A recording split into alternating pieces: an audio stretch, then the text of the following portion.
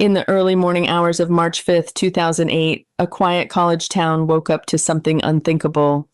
Eve Carson, the 22-year-old student body president at the University of North Carolina at Chapel Hill, had been kidnapped from her own apartment. Hours later, she was found murdered on a quiet residential street.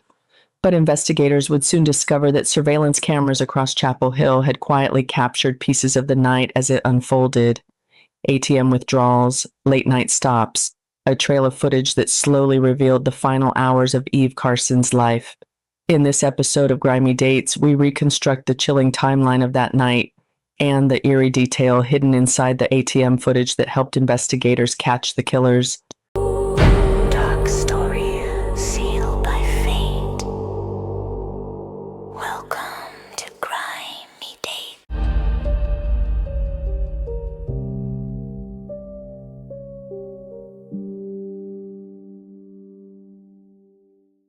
Eve Marie Carson was the kind of student every university hopes to produce.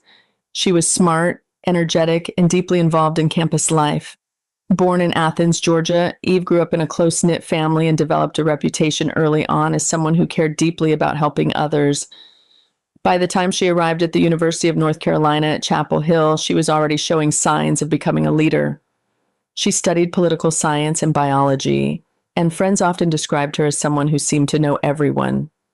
Professors remembered her as thoughtful, students remembered her as welcoming, and in 2007, she was elected student body president. It was a role that put her at the center of campus life. She worked closely with university leadership, advocated for students, and became one of the most recognizable faces at UNC. People who knew her often described Eve as someone who had a bright future ahead of her. Politics, public service, maybe even national leadership one day. But none of that future would ever happen. Because on the night of March 4th, 2008, something happened inside Eve Carson's apartment that would begin a chain of events lasting only a few hours, but ending in tragedy.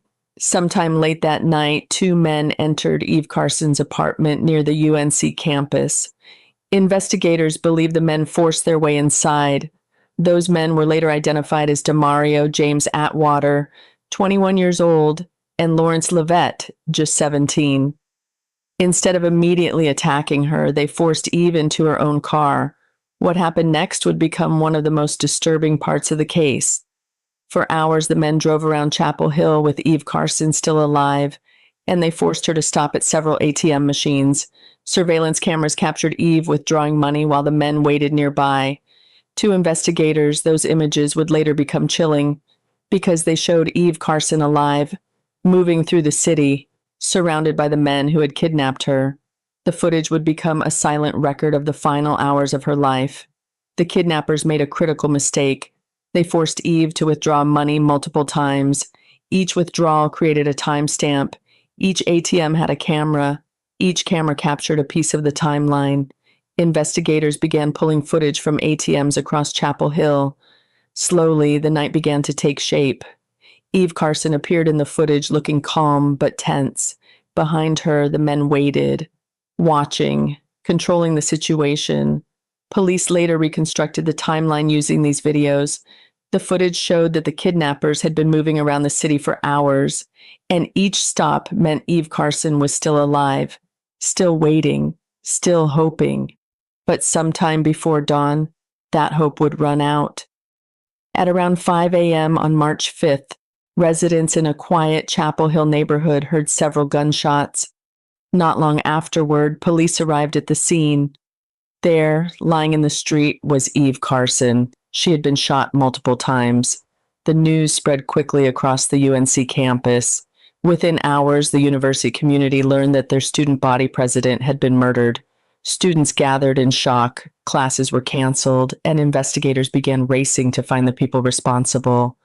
But the killers had left behind more evidence than they realized, because the ATM cameras had captured far more than they expected. Using the surveillance footage and witness information, police quickly identified the suspects. Within days, both men were arrested. Investigators also discovered something even more disturbing. Lawrence Levette had already been involved in another violent crime just days earlier. The murder of Eve Carson had not been a carefully planned crime. It had been a senseless act of violence carried out by two men looking for money. The case moved quickly through the courts. Both suspects were eventually convicted. Both were sentenced to life in prison without parole. But the tragedy left a lasting impact on Chapel Hill, because the victim had not been just another name in the news. She had been someone the entire campus knew, someone people expected to see leading the university for years to come. Eve Carson was only 22 years old. Her life had been full of promise, and in the end, the same surveillance cameras meant to protect the city became silent witnesses to her final hours. A trail of ATM withdrawals, a timeline investigators could follow, a record of a crime that unfolded in the middle of the night. For the students at UNC, March 5th, 2008 would never be forgotten, because it was the morning their campus lost one of its brightest voices, and a quiet college town learned just how quickly violence can appear in the dark. Thank you for journeying down this darker path on Grimy Dates. If you want more stories that linger long after the dates fade, subscribe, comment, and let me know which forgotten truth you want uncovered next.